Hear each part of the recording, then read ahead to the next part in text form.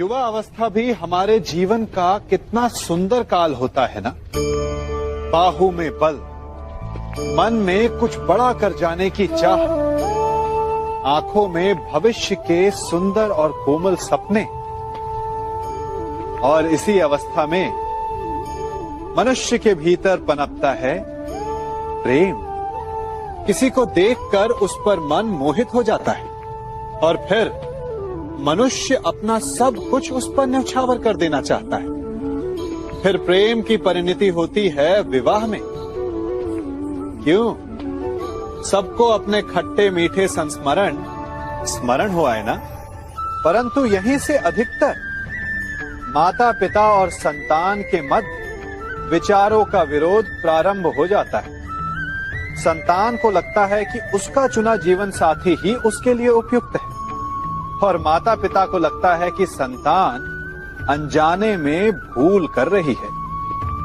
संतान का तर्क होता है कि उसे विवाह किससे करना है, ये उसका अधिकार है। और माता पिता का तर्क ये होता है कि अब भी जीवन साथी चुनने की समझ संतान में है ही नहीं। तो इस अवरोध को काटा कैसे जाए, उचित निर्णय कैसे लिया जाए?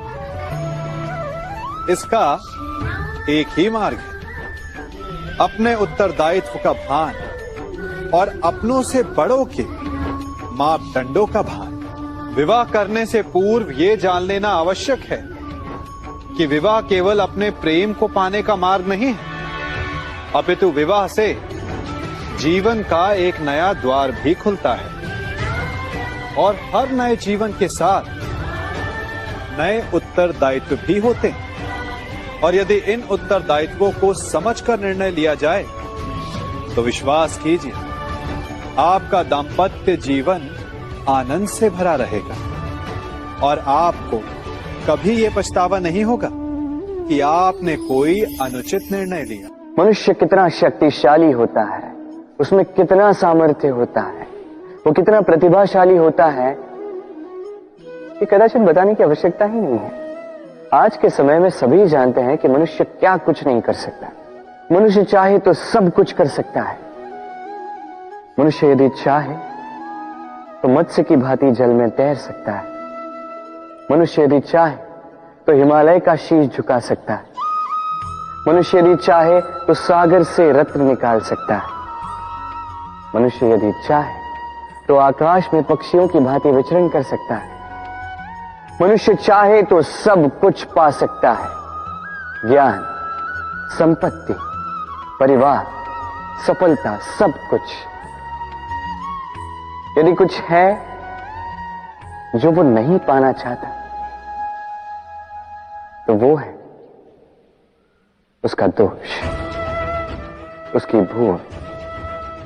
मनुष्य इन्हें कभी नहीं पाना चाहता, किंतु जिस दिन मनुष्य अपने दोष को प्राप्त कर ले, अपनी भूल प्राप्त कर ले, उसे स्वीकार कर ले और उसे सुधारने की ओर अग्रसर हो जाए, उसमें सफल हो जाए, उस दिन वो सही अर्थ में मनुष्य कहलाएगा।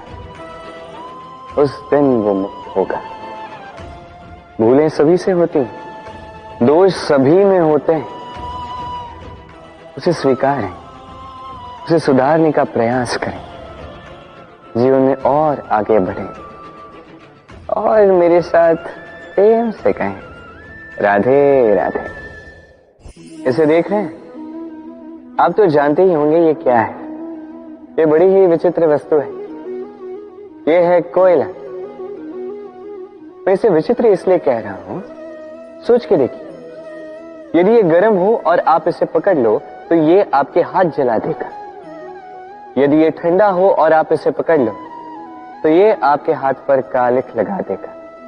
अर्थात कोई भी परिस्थिति हो, ये किसी भी रूप में हो, चाहे गर्म हो चाहे ठंडा हो, ये किसी न किसी रूप में आपको हानि अवश्य पहुंचाएगा।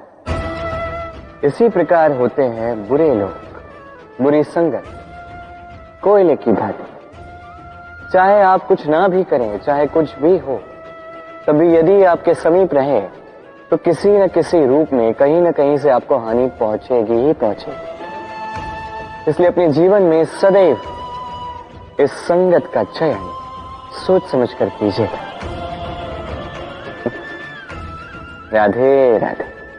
अब इसे देख रहे हैं? अब सोच रहे होंगे कि ये इतना कैसे उलझ गए।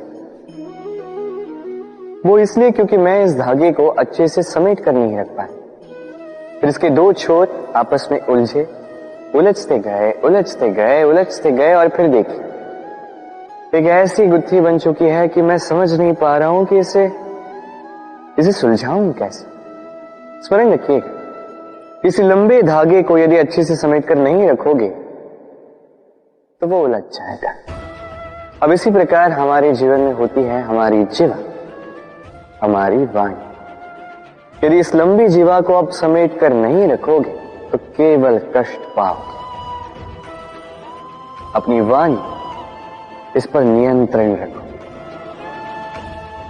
सदैव लाभ पाओगे। तो आइए मेरे साथ प्रेम से कहिए राधे राधे। जन्म से लेकर जीवन पूर्ण होने तक हम आगे बढ़ने का स्वप्न देखते हैं, नए नए लक्ष्य पाने का प्रयास करते हैं, परंतु जीवन में सदैव आगे बढ़ना भी ठीक नहीं होता। अब आप कहेंगे कि ये ग्वाला हमें कौन सी उल्टी पट्टी पढ़ा रहा है, परंतु सीधे जाने का मार्ग कभी कभी उल्टी सीख से ही आता है। कभी कभी आगे बढ़ने से अधिक आवश्यक हो जाता है रुक जाना, स्वयं पर विराम लगाना। अच्छा स्वास्थ्य पाने के लिए भोजन करने से अधिक महत्वपूर्ण होता है कि आप कब भोजन करना रोक देते हैं। अच्छा संबंध बने उसके लिए आवश्यक होता है कि आप कब अधिक हस्तक्षेप करना रोक देते हैं।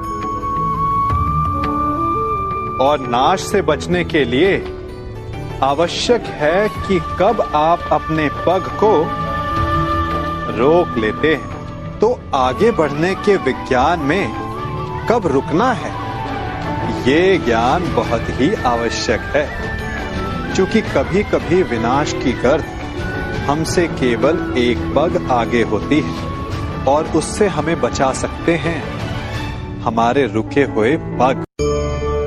मनुष्य का मन बहुत ही चंचल होता है, इसीलिए कभी कभी कुछ नया कार्य प्रारंभ करने से पूर्व हमारा मन संशय से घिर जाता है और ऐसे समय में हम प्रयास करने से पीछे हट जाते हैं। और इन सब का कारण है स्वयं पर अविश्वास, दृढ़ निश्चय की कमी। हम जिन्हें ऊंची दृष्टि से देखते हैं, जिन्हें अपना आदर्श मानते हैं, उनके जीवन में गहराई से देखिएगा, केवल एक ही अंतर पाएंगे, निश्चय का अंतर। ये निश्चय ही है जो हमारी प्रतिभा को धार देता है, हमारे प्रयासों को शक्ति देता है। ये निश्चय का अंतर ही तो है कि एक मनुष्य सागर की गहराई में जाकर मोती ले आता है और दूसरा हार मानकर किनारे पर बैठ जाता है। तो हार तब नहीं होती जब आपका प्रतिद्वंदी आपसे जीत जाए, हार तब होती है जब आप ना लड़ने का निश्चय कर लेते हैं। इसीलिए यदि मार्ग बंद हो जाए तो उसे खोलने का प्रयास करो, और यदि मार्ग ना खुला तो भी अपने प्रयासों से नया मार्ग बना लोगे। कभी कभी ऐसा नहीं लगता कि सब कुछ होते हुए भी आपको कुछ और चाहिए, ये मिल जाए तो वो चाहिए। यदि आपको ऐसा असंतोष अनुभव होता है तो इसमें कोई आपत्ति नहीं है, क्योंकि संतुष्ट हो जाना मनुष्य का स्वभाव ही नहीं है। और इसी कारण मानव ने सभी जीवों में सबसे अधिक विकास किया। इसीलिए मनुष्य ने आर्थिक और शक्ति रूप से वृद्धि की। संपन्नता बढ़ती गई, ज्ञान बढ़ता गया। अर्थात विकास के लिए असंतोष बहुत आवश्यक है। परंतु समस्या तब उत्पन्न होती है जब ये असंतोष ईर्ष्या में बदल जाता है। जब आप स्वयं की संपत्ति अर्जित करने की अपेक्षा ये प्रयास करने लगते हैं कि आपके प्रतिद्वंदी की संपत्ति अधिक ना रहे, तब ये असंतोष ईर्ष्या में बदल जाता है। और यही ईर्ष्या जन्म देती है अपराध को, षड्यंत्र को। तो प्रश्न ये उठता है कि इस ईर्ष्या से बचा कैसे जाए, और इसका केवल एक ही उपाय है। जब प्रयास अपने साथ साथ दूसरों के विकास का भी हो, तब जाकर ईर्ष्या समाप्त होती है और प्रारंभ होता है आनंद का वास्तविक विकास। अक्सर समाज में आप ये सुनते होंगे, वो बहुत भोला है भाई। इतने भोलेपन के कारण ही तो लोग उसे ठगते हैं।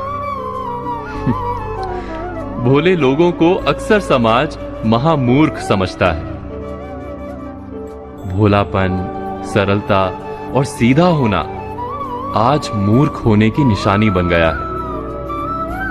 जो सरल नहीं होता, लोग उससे बचकर रहने की सलाह और भोले लोगों को दुनियादारी या चालाक चतुर बनने की सीख देते रहते हैं। क्या भोला होना इतना बेकार होता है? क्या वो मूर्खता है? क्या भोलेनाथ शंकर नहीं जानते कि चतुराई क्या होती है? क्या विश्व गुरु शिव समझदार नहीं है?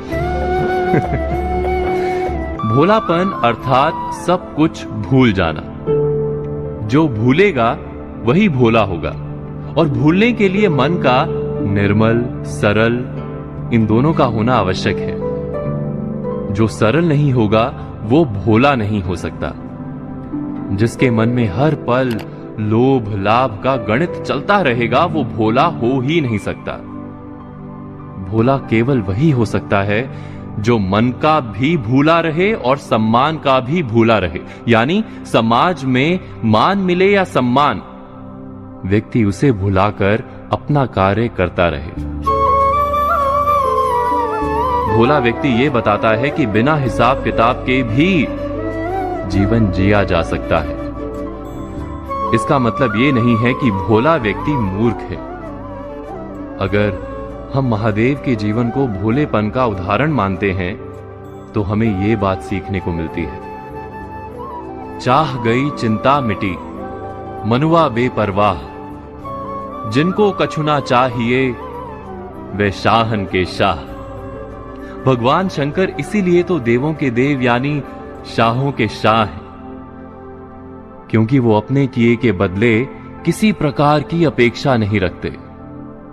समाज में ऐसे लोगों के प्रति दो तरह की भावना होती है। एक वो लोग होते हैं जो भोले लोगों का लाभ उठाते रहते हैं, और दूसरे वो जो भोले लोगों को भगवान बना देते हैं। सच्चा भोला वो है जो कि ना भगवान कहे जाने से आनंदित हो और ना ठगे जाने से व्यथित। भोले लोगों के लिए ही किसी ने कहा है, ना रखते हैं मान की आशा, ना अपमान का ध्यान, मन में सदा कामना रखते एक जगत कल्याण। एक बार भोलेनाथ के भोलेपन को मंत्र बनाइए, जीवन को एक नया अर्थ मिलेगा। आशा करता हूं कि हमारा ये विषय आपके जीवन में कुछ अर्थ भरेगा। कहते हैं जब भाग्य बुरा हो तो मीठी नदी का पानी भी खारा हो जाता है। क्या आपको भी यही लगता है? नहीं, हर अनहोनी का कारण भाग्य नहीं होता। कारण होती हैं हमारी असावधानियां। कठिनाइयों में सावधानी सबसे महत्वपूर्ण ढाल है। अनजान मार्ग पर आगे बढ़ने से पूर्व अपने एक पांव को धरा पर जमाना और दूसरे पांव से आगे आने वाली भूमि को टटोल लेना ही समझदारी है। सत्य बोलने में, वचन देने में, या प्रतिज्ञा लेने में सावधानी आवश्यक है। अर्थात सावधानी का अर्थ है पहले भविष्य का आकलन कर लेना। यदि घर की नींव डालने में असावधानी बरती जाए तो इमारत चाहे कितनी भी सुंदर क्यों ना हो, वो ध्वस्त हो ही जाती है। इसीलिए सुरक्षित भविष्य का आधार है वर्तमान में बरती हुई सावधानी। क्योंकि भविष्य में क्या होने वाला है ये आप जान नहीं सकते, परंतु उससे बचने के लिए सावधानी की ढाल का प्रयोग अवश्य कर सकते हैं। मनुष्य का सबसे बड़ा गुण यह है कि वो सदा अथक परिश्रम करता है, और मनुष्य की सबसे बड़ी त्रुटि यही कि वो सदा छोटा मार्ग चुनता है। कदाचित इसीलिए वो वरदान चाहता है, कदाचित इसीलिए वो श्राप से भय खाता है। परंतु जय विजय हानि लाभ की भांति ही श्राप और वरदान केवल भाव मात्र हैं। कब कौन सा वरदान श्राप बन जाए और कौन सा श्राप वरदान में सिद्ध हो जाए, ये केवल मनुष्य के कर्मों पर निर्भर करता है। विष पीकर शंकर महादेव हो गए और अमृत पान करके भी राहु केतु असुर ही रहे। तो सब खेल है केवल भाव और कर्मों का। यदि कर्म और लक्ष्य उचित हो तो श्राप को वरदान बनते देर नहीं लगती, और यदि कर्म अनुचित हो तो वरदान भी श्राप बन जाता है।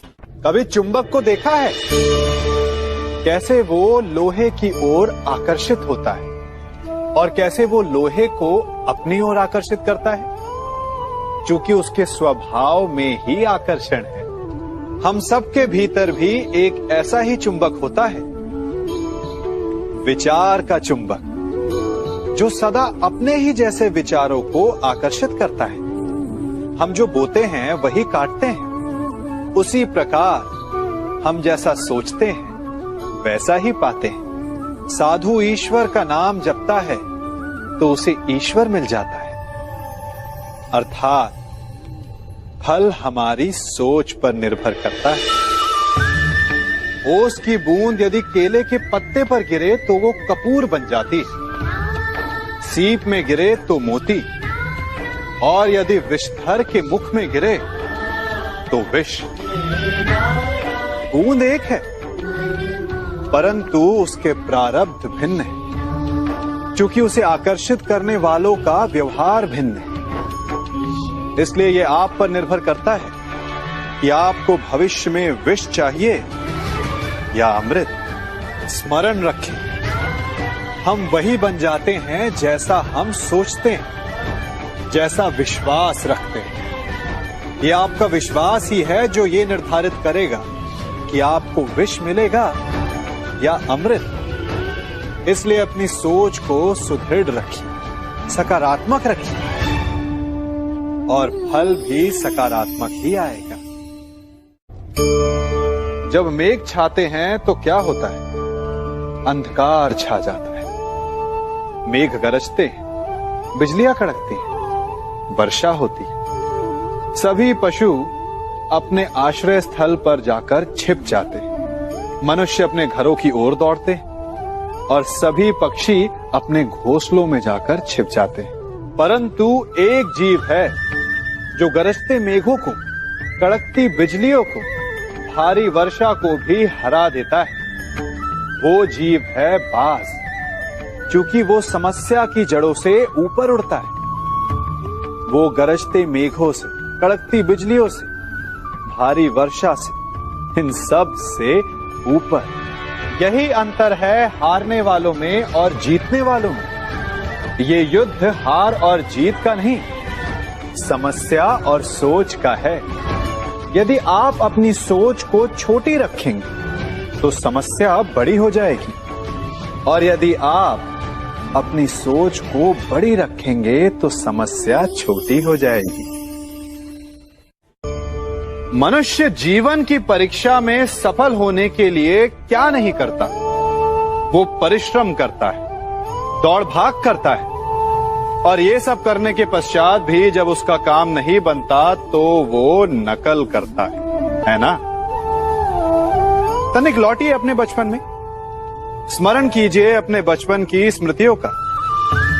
क्या स्मरण हुआ? विद्यालय में जब आप परीक्षा देने जाते थे तो क्या होता था?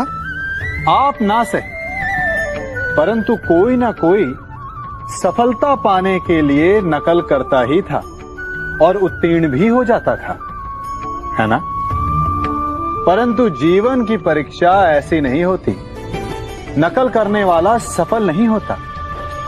कारण विद्यालय में सबके प्रश्न पत्र एक होते थे, परंतु जीवन के प्रश्न पत्र और उनकी कठिनाई सबके लिए भिन्न होती, तो निश्चित रूप से उनके उत्तर भी भिन्न होंगे ना।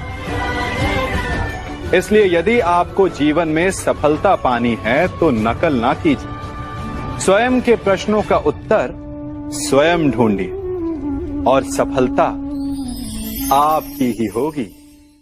हम सब अपना जीवन शांति से जीना चाहते हैं, अपना हर पल आनंद में भोगना चाहते हैं, परंतु ऐसा नहीं कर पाते। कारण क्या कारण है इस समस्या का? क्या हमारे शत्रु इसका कारण है, या हमारे उत्तरदायित्व, या फिर समय की कमी?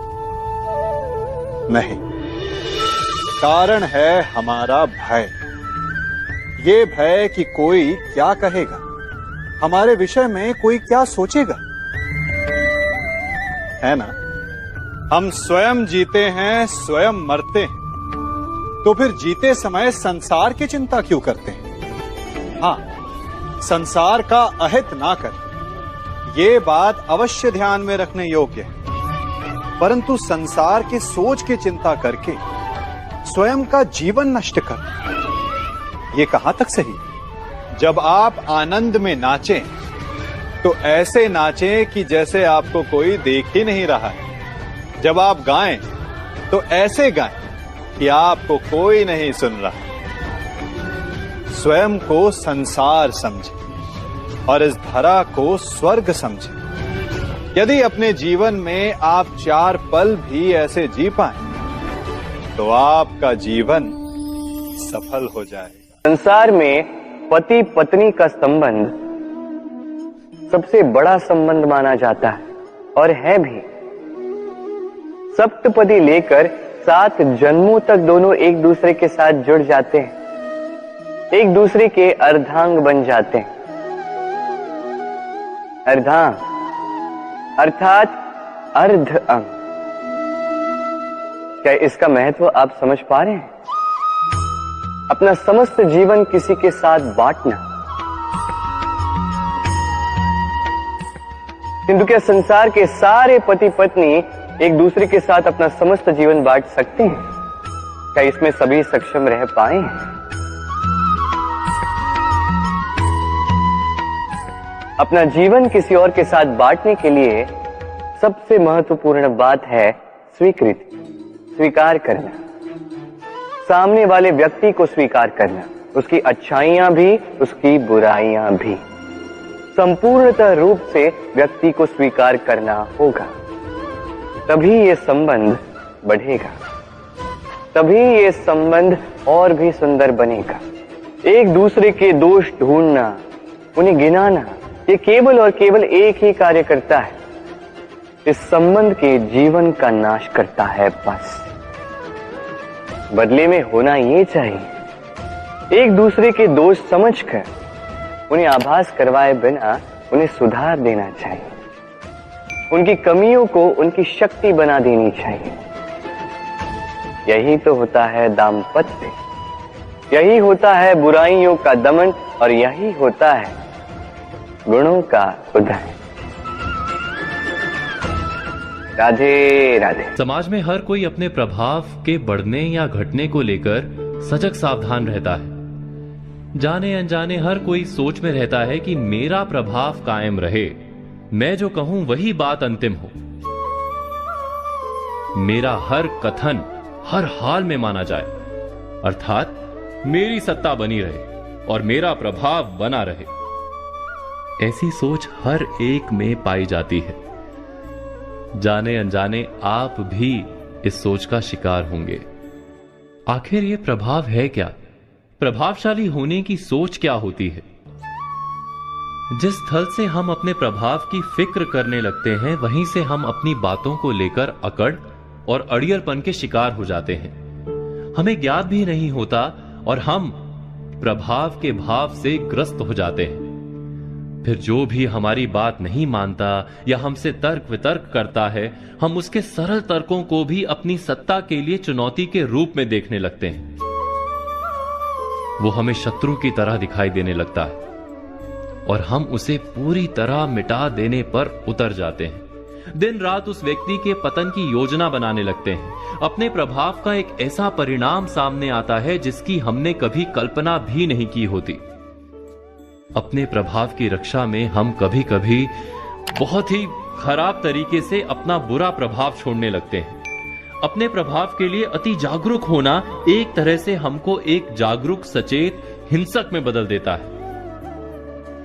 किसी भी तर्क को हम अपनी प्रतिष्ठा से जोड़ने लगते हैं, प्रभाव को प्रतिष्ठा बना लेते हैं और सामने वाले के प्रभाव को कम करने के लिए उसकी प्रतिष्ठा से खिलवाड़ करने लगते हैं।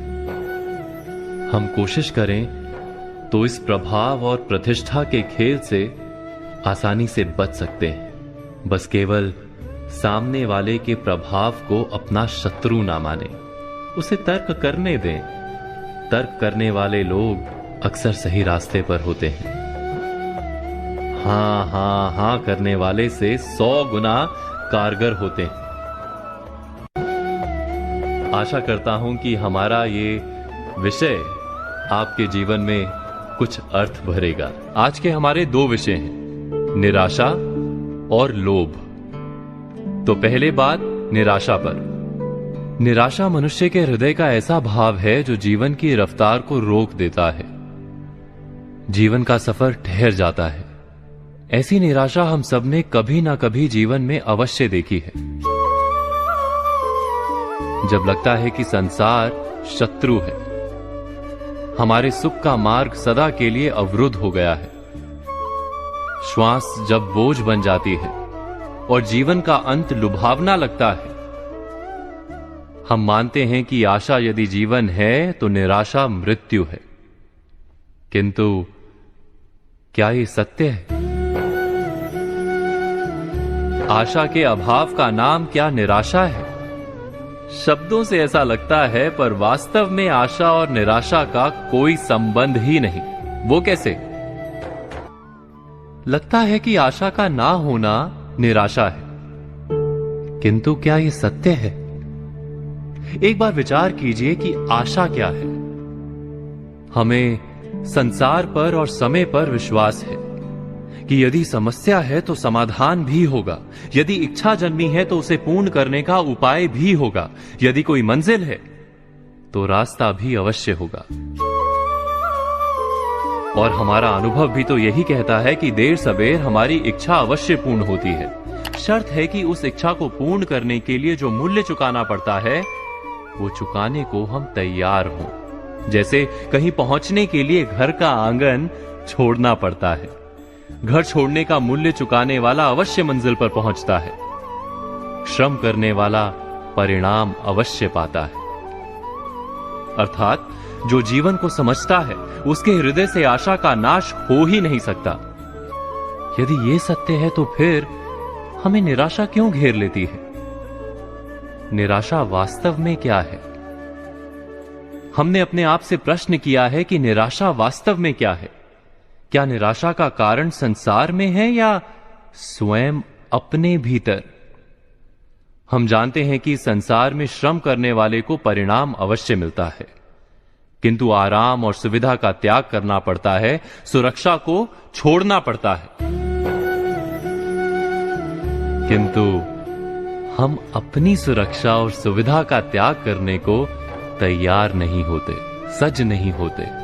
हम कार्य का सुखदायी परिणाम तो चाहते हैं, परंतु अपने श्रम की मर्यादा बांध लेते हैं।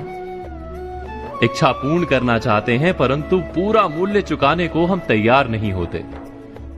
हिमालय की चोटी पर पहुंचना है, पर घर का आंगन नहीं छोड़ना है।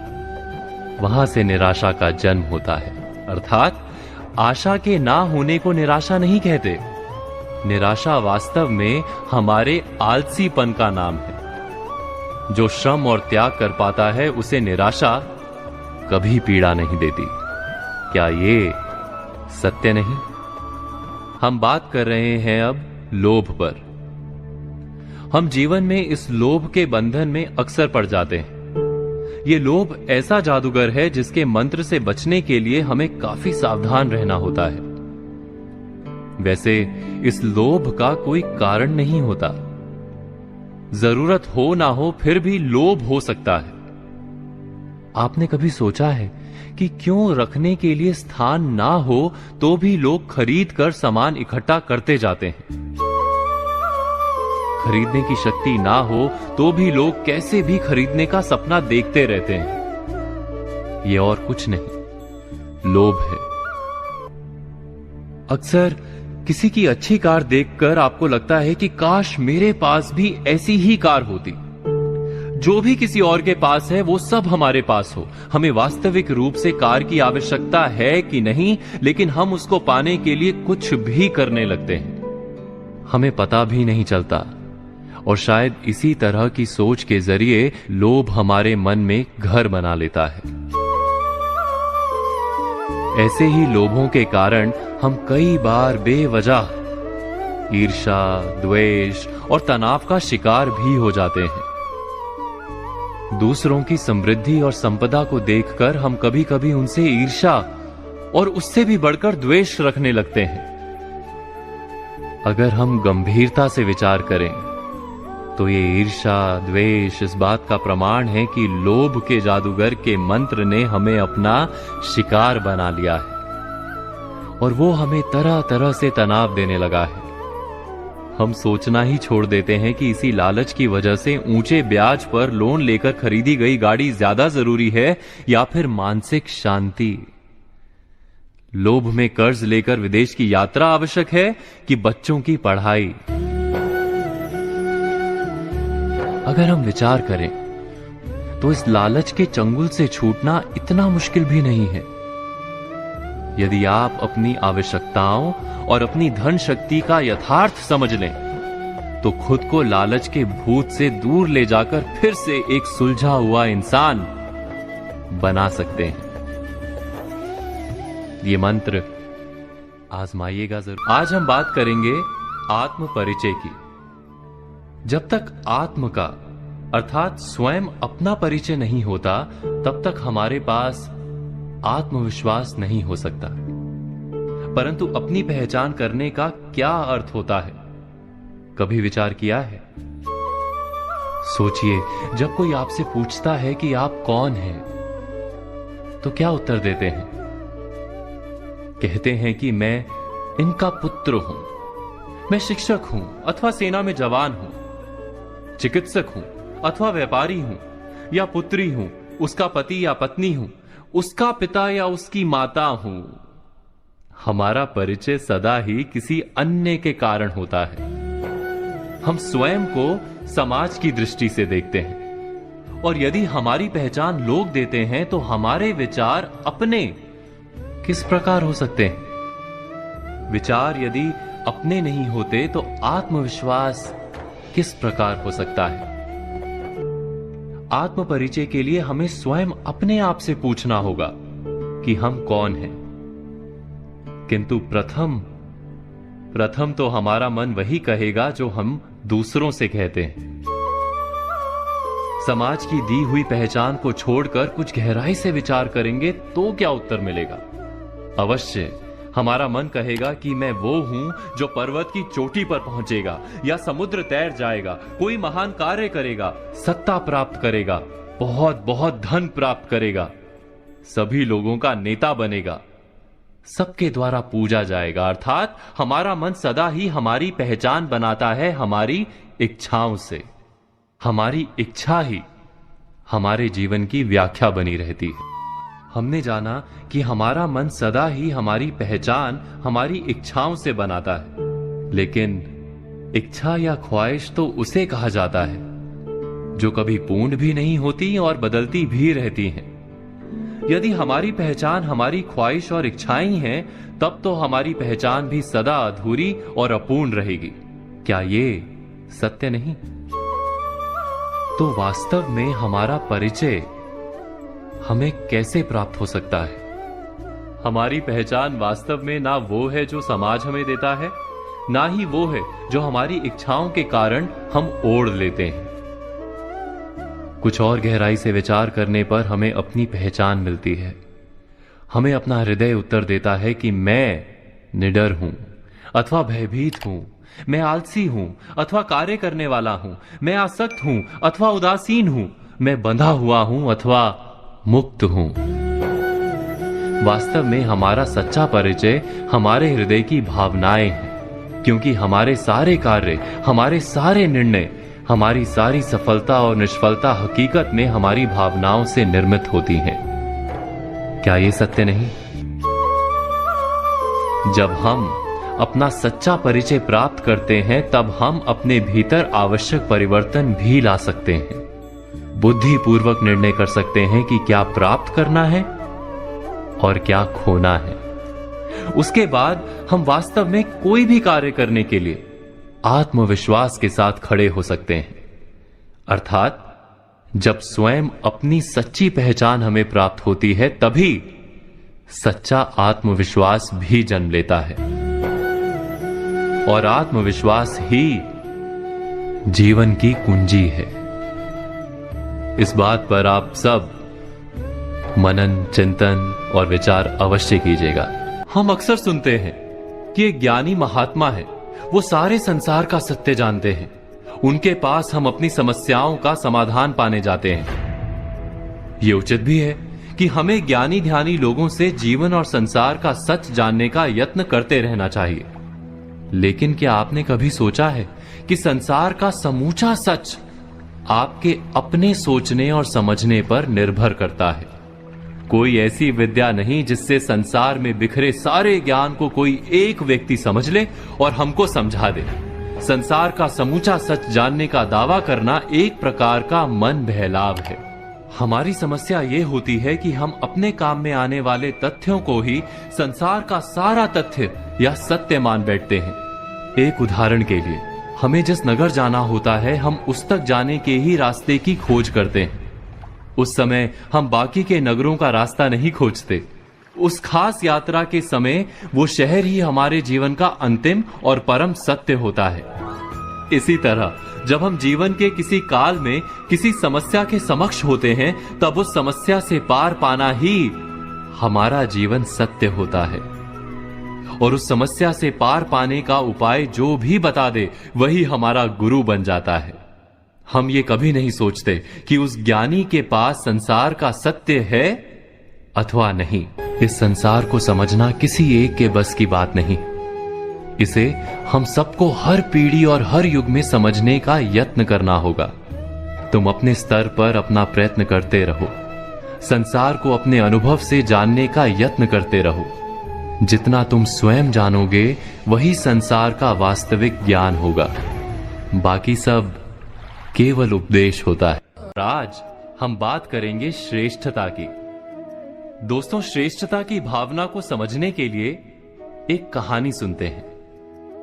ठंड के मौसम में कुछ बंदर ठिठुर रहे थे। तभी उन्हें एक जुगनू मिला। जुगनू से रोशनी आ रही थी, जैसे वो कोई उड़ता हुआ अंगारा हो। बंदरों ने जुगनू को पकड़कर सूखी लकड़ियों पर रखा और सब मिलकर उसे फूंकने लगे। शायद किसी गांव में इंसानों को देखा होगा छोटी सी चिंगारी को फूंक कर आग बनाते हुए। उन्होंने भी आग लगाने का प्रयास शुरू कर दिया। कुछ ही देर में जुगनू मर गया। उससे आ रहा प्रकाश बुझ गया। बंदरों ने दूसरे जुगनू को पकड़ लिया और फिर से फूंकना शुरू कर दिया। पास के पेड़ पर एक सयानी चिड़िया बैठी थी। बंदरों की मशक्कत देखकर चिड़िया ने बंदरों से कहा कि आप बेकार मेहनत कर रहे हैं, ये जुगनू है, चिंगारी नहीं। देखा नहीं मुझे जुगनू को खाते हुए? अगर ये आग होती तो मैं जल जाती। तुम सब बेकार मेहनत कर रहे हो। हम विचार करेंगे तो तुरंत जान पाएंगे कि हमारी भी आधी जिंदगी ऐसे ही कई प्रयासों में बीत जाती है। कोई आईने में अपना मुख देखकर अभिनेता बनने निकल पड़ता है। जीवन बीत जाता है मगर सफलता नहीं मिलती। कोई व्यवसाय करने का स्वप्न लेकर जीता है, नौकरी नहीं करता और दरिद्र रह जाता है। कोई जुए में लाखों जीतने का स्वप्न लेकर चलता रहता है और जीवन नष्ट कर देता है। क्या हम सब आग की आशा में किसी ना किसी जुगनू को नहीं फूंक रहे? उस कहानी की चिड़िया ने जब बंदरों से कहा कि तुम सब जुगनू को फूंक कर आग नहीं लगा पाओगे, तो बंदरों ने गुस्सा होकर उस चिड़िया को मार दिया। हमें भी जब कोई कहता है कि हम जिस स्वप्न को लेकर चल रहे हैं वो मिथ्या है, तो हमारा प्रतिभाव क्या ऐसा ही नहीं होता? क्या सलाह देने वाले पर हम गुस्सा नहीं हो जाते? अब यह भी आश्चर्य है कि एक और हमें कहा जाता है मनुष्य जब कोई स्वप्न लेकर मेहनत करता है तो अवश्य सफल होता है। दूसरी ओर यह भी कहा जाता है कि सारे स्वप्न सफल नहीं होते। समय आने पर जुगनू और चिंगारी का भेद समझना आवश्यक है। इस दुविधा का उपाय क्या है? जो व्यक्ति ये कहता है कि उसे किसी के सुझाव की आवश्यकता ही नहीं, जो व्यक्ति ये मानता है कि उससे अधिक बुद्धिमान अन्य कोई है ही नहीं और उसके सारे फैसले 100% सच हैं, वही श्रेष्ठता की भावना है। इससे बंधा मनुष्य क्या वास्तव में अपने आप को जान पाता है? क्या उसके भीतर सच्चा आत्मविश्वास जन्म ले सकता है? कहानी के बंदरों ने चिड़िया को मारते हुए यही कहा था कि हम इतने बड़े और विशाल हैं, इतने ताकतवर हैं, हमें तुम्हारी सलाह की कोई आवश्यकता ही नहीं। इस मिथ्या भावना के कारण वो बंदर आज भी जुगनू को फूंक मारकर आग जलाने की कोशिश में ठिठुर रहे हैं। पर आज हमने बात की श्रेष्ठता पर, कल बात करेंगे प्रभाव और असफलता पर। तब तक आज कही बातों पर विचार कीजिए और कल की प्रतीक्षा कीजिए। तो भी लोग कैसे भी खरीदने का सपना देखते रहते हैं। ये और कुछ नहीं, लोभ है। अक्सर किसी की अच्छी कार देखकर आपको लगता है कि काश मेरे पास भी ऐसी ही कार होती। जो भी किसी और के पास है वो सब हमारे पास हो। हमें वास्तविक रूप से कार की आवश्यकता है कि नहीं, लेकिन हम उसको पाने के लिए कुछ भी करने लगते हैं। हमें पता भी नहीं चलता। और शायद इसी तरह की सोच के जरिए लोभ हमारे मन में घर बना लेता है। ऐसे ही लोभों के कारण हम कई बार बेवजह ईर्ष्या, द्वेष और तनाव का शिकार भी हो जाते हैं। दूसरों की समृद्धि और संपदा को देखकर हम कभी कभी उनसे ईर्ष्या और उससे भी बढ़कर द्वेष रखने लगते हैं। अगर हम गंभीरता से विचार करें तो ये ईर्ष्या, द्वेष इस बात का प्रमाण है कि लोभ के जादूगर के मंत्र ने हमें अपना शिकार बना लिया है और वो हमें तरह तरह से तनाव देने लगा है। हम सोचना ही छोड़ देते हैं कि इसी लालच की वजह से ऊंचे ब्याज पर लोन लेकर खरीदी गई गाड़ी ज्यादा जरूरी है या फिर मानसिक शांति। लोभ में कर्ज लेकर विदेश की यात्रा आवश्यक है कि बच्चों की पढ़ाई। अगर हम विचार करें तो इस लालच के चंगुल से छूटना इतना मुश्किल भी नहीं है। यदि आप अपनी आवश्यकताओं और अपनी धन शक्ति का यथार्थ समझ लें तो खुद को लालच के भूत से दूर ले जाकर फिर से एक सुलझा हुआ इंसान बना सकते हैं। ये मंत्र आजमाइएगा जरूर। आज हम बात करेंगे आत्म परिचय की। जब तक आत्म का अर्थात स्वयं अपना परिचय नहीं होता तब तक हमारे पास आत्मविश्वास नहीं हो सकता। परंतु अपनी पहचान करने का क्या अर्थ होता है, कभी विचार किया है? सोचिए, जब कोई आपसे पूछता है कि आप कौन हैं, तो क्या उत्तर देते हैं?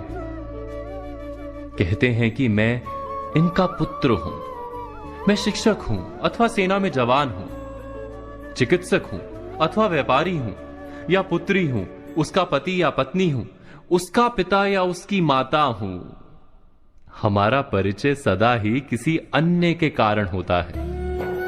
हम स्वयं को समाज की दृष्टि से देखते हैं, और यदि हमारी पहचान लोग देते हैं तो हमारे विचार अपने किस प्रकार हो सकते हैं? विचार यदि अपने नहीं होते तो आत्मविश्वास किस प्रकार हो सकता है?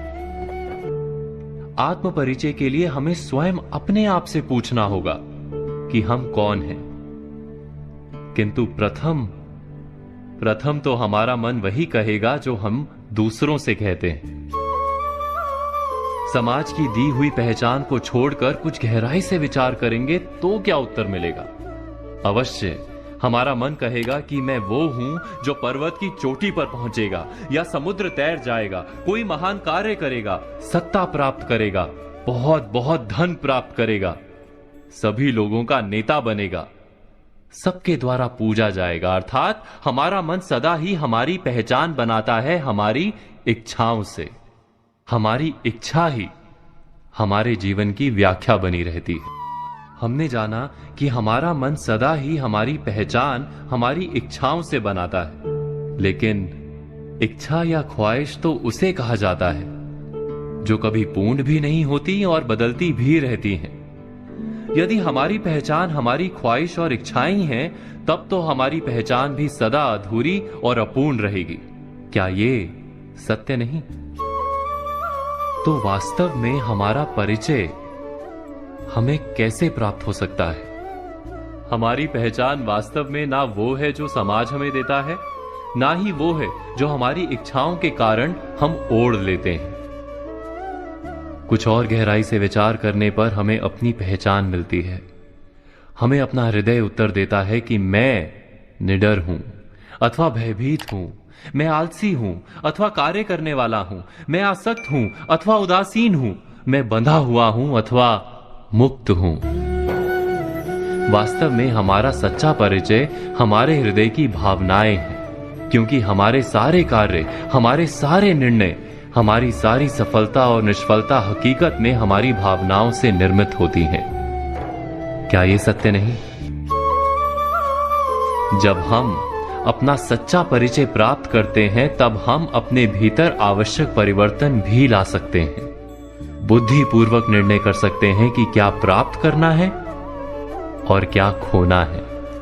उसके बाद हम वास्तव में कोई भी कार्य करने के लिए आत्मविश्वास के साथ खड़े हो सकते हैं।